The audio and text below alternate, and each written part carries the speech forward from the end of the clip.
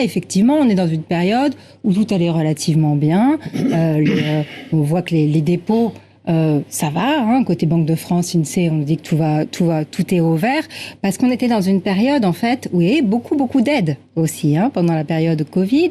Et puis les coûts étaient relativement bas. Là, on arrive dans une période qui est nouvelle, où on a une augmentation des coûts, d'une part. De l'autre côté, on a une normalisation, quelque part, de la situation économique, parce qu'on va avoir peut-être moins d'aides, pour le coup. Et quand on regarde les chiffres de la Banque de France, les derniers chiffres, en fait, la Banque de France, autant elle disait effectivement à un moment, il y a de la solidité, etc., autant là, on est en train de dire, attention du côté de la trésorerie des entreprises.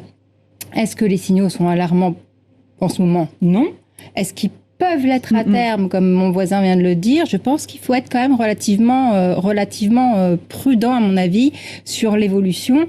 Je crois que le CAC, à un moment, va retrouver à peu près la conjoncture économique. Est-ce que ça se fera de manière violente ou pas violente? C'est à voir, mais en fait, c'est quand même une représentation de l'instantanéité plus que de l'anticipation, à mon avis. Justement, sur le CAC, disons-le, ce sont les 40 grandes entreprises donc, qui sont cotées. Quelles sont-elles et quelles sont celles qui tirent justement le cours vers la hausse? Est-ce que c'est le luxe? Est-ce que c'est...